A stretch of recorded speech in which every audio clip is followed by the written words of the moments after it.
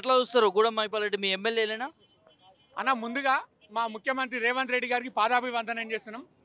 అన్న మీరు ఇష్టం ఉండి పెళ్లి చేస్తే సంసారం చేస్తాం, బలిమీటికి సంసారం చేస్తే సంసారం కాదు, పెళ్లి కాదు అది. మా పటంచెర్లో మా మీద ఆధిపత్యం చేసి 10 సంవత్సరాలు మమ్మల్ని తొక్కి మా మీద పైశాచిక ఆనందం చేసిన ఎమ్మెల్యే గారు ఈరోజు మలిమీటికి మా దగ్గరకు వచ్చి కండు వేయించుకొని పార్టీలో చేరిండు. మాకు ఇష్టం లేదో రామప్రభ అంటే బలిమీటికి మేము జాయిన్ చేసి మీ మీద పెత్తనం చేస్తా అంటే మాకెందుకు ఇష్టం ఉంటుంది?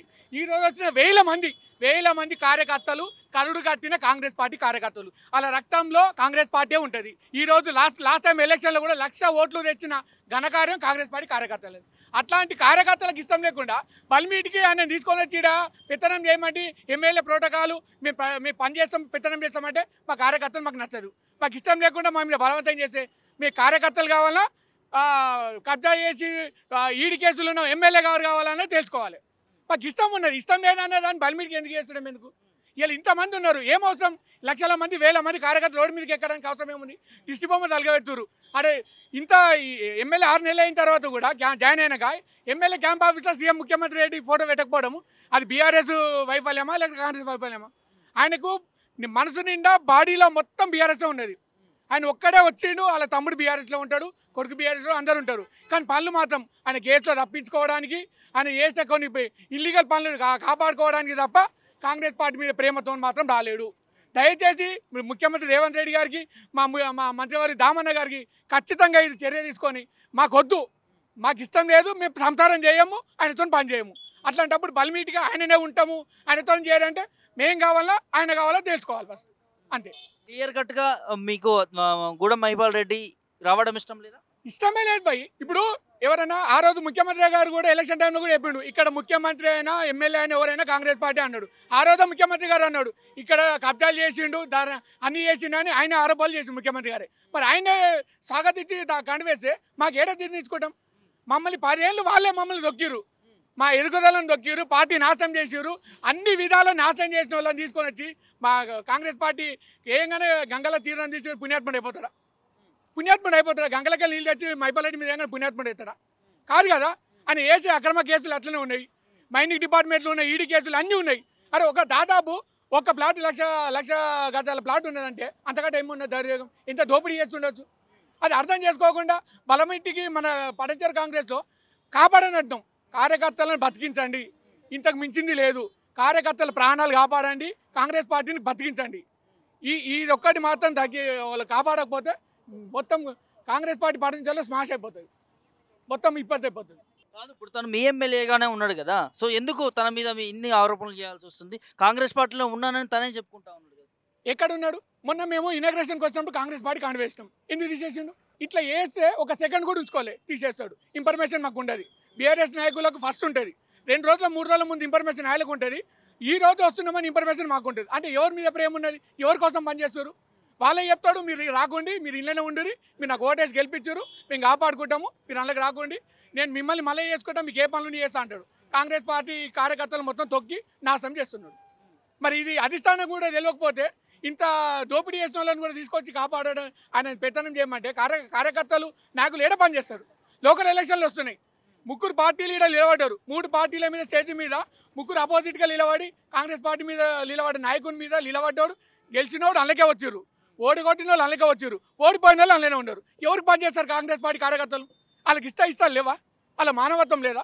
10 ఏళ్ళు మొగోళ్ళే లేక మేము ప్రతిపక్షాలు నిలబడ్డాం, ఓడినా గెలిచినా అందులోనే ఉన్నాం, ఉండరు అట్లనే ఉండరు. ఎందుకు పిలుస్తారు? ఏం అవసరం ఉండనీకి రావనీకి? అవసరం లేదు కదా అది. అరే కాంగ్రెస్ పార్టీ కార్యకర్తలు ఒక 5 ఏళ్ళైనా బతకనియరి, ఒక నామినేట్ పోస్టు లేదు, పదవి లేవు, ఏం లేవు, ఇంకేంటి రోజులు ఈ బతుకులు? ఆ 10 ఏళ్ళు వాళ్ళ మీద మా మీద కేసులు, దౌర్జన్యాలు, దాడులు అన్నీ చేసిరు వాళ్ళే. ఈరోజు మళ్ళీ కంట వేసుకొని మళ్ళీ మా మీదే దాడి. గవర్నమెంట్ కాంగ్రెస్ పార్టీ ఉందా, బీఆర్ఎస్ ఉందా? ఎవరి కోసం సద్దులు కడుతుంది? ఇది దొంగలకు సద్దు కట్టుడు అంటే మనమే కదా. ఆ రోజు మన పార్టీలకి వెళ్ళి వాళ్ళే తీసుకోవద్దా, రాళ్ళతో కొట్టమని మనమే చెప్పినాం. ఈరోజు అదే ఎమ్మెల్యేలను మనం తీసుకొచ్చి పండుగ వేస్తున్నాం. మనం ఏదంతో కొడతారు పబ్లిక్, మనం ఏదంతో కొడతారు? మనం పబ్లిక్లో పోయి ఏమని చెప్తాము? వీళ్ళు దోపిడీ దొంగతనాలు చేసిరు, వాళ్ళ మీద కేసులు అయ్యి ఎంక్వైరీ అయ్యి వాళ్ళని తీసుకొచ్చి బొక్కలయ్యి మనం భయపడాల్సిన అవసరం ఉంది. ప్రజలకు జవాబుదారీ లేక ఉండాలి మనం. కానీ మనం అట్లాంటి లంగలకు దొంగలకు మనం సర్ది కడితే మనం ఏం నమ్ముతారు? లోకల్ ఎలక్షన్లు వస్తున్నాయి, మనకు ఓట్లు ఎట్లా వేస్తారు? మనం రేపు ఈ 5 ఏళ్ళు కాదు ఇంకో 5 ఏళ్ళు పనిచేయాలన్నా ప్రభుత్వం నిలబడాలన్నా మనం కరెక్ట్ చేస్తేనే కదా. ఇట్లాంటి దొంగలను లంగలను తీసుకొని వచ్చి చేస్తే మనకు ఓటేస్తారు, ఏడేస్తారు. మీరన్నట్టుగానే గతంలో ఆ గోడ మీద అల్లిన కాకి మా గోడ మీద అల్లియమని ముఖ్యమంత్రి అన్నాడు. మరి వాళ్ళ 10 మంది బీఆర్ఎస్ నాయకులను ఎందుకు కాంగ్రెస్లోకి చేర్చుకున్నారు? వస్తా అన్న ఎందుకు రానిచ్చారు అనుకుంటున్నారు? ఇప్పుడు ప్రతి కార్యకర్త దగ్గరికి వెళ్ళి బీఆర్ఎస్ నాయకుడు వచ్చి మీకు ఇష్టమని అడగండి. ఇష్టమని అన్నాను అనుకో మీకు కాంగ్రెస్ పార్టీ రాజీనామా చేసి వెళ్ళిపోతాం. అలా వాళ్ళు వచ్చిన వాళ్ళు కూడా దండం పెట్టి సల్వ వేసి స్వాగతిస్తాం. కానీ ఏ కార్యకర్తలు మనస్ఫూర్తిగా కాదు కదా, ఏ కోశాన్ని కూడా ఇష్టం లేదు. బలిమీటికి తీసుకొని వచ్చి మా మీద రుద్దుతురు. మేము వాళ్ళ దగ్గర పోయి ఒకప్పుడు ధర్నాలు చేసి దిష్టిబొమ్మలు తలగబెట్టిన వాళ్ళకు వాళ్ళ దగ్గర చేతులు నిలబెట్టి అన్న పని చేయమంటే మాకు సిగ్గు అనిపిస్తుంది. వాడు ముందట చేస్తూ అంటారు, తర్వాత వీళ్ళు చేయొద్దని వేరే వాళ్ళకి చేస్తారు. మరి కాంగ్రెస్ పార్టీ కార్యకర్త ఎడబడతాడు? ఇంకా ప్రజలకు పోయి సంక్షేమ పథకాలు ఎట్లా చెప్తాడు?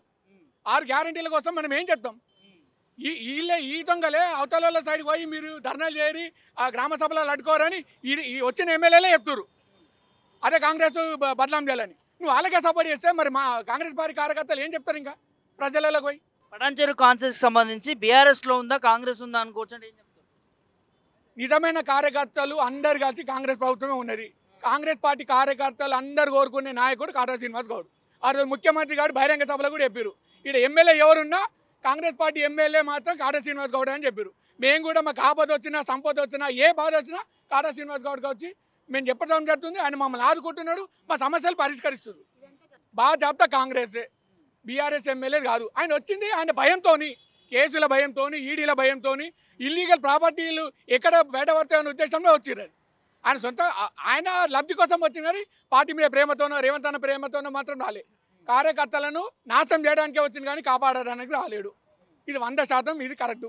కానీ ఇది అధిష్టానం దగ్గర ఆలోచించి బల్మీటికి పెళ్లి చేసి భాష్యంగా కడతారా లేకపోతే ఇష్టం ఉన్న పెళ్లి వాళ్ళే చేసుకొని కాపాడుకుంటారా అనేది వాళ్ళ ఇష్టం. మరి కానీ save Patancheru save Congress party. దయచేసి కాంగ్రెస్ పార్టీ కార్యకర్తలు ఆవేదనను అర్థం చేసుకొని ఇప్పుడు ఉన్న ఎమ్మెల్యేలు తిరిగి ఆయన పోతాడా లేకపోతే ఇంకేం చేసుకోవడం మాకు సంబంధం లేదు. మా ఇష్టం అయితే 100% మాకు లేదు.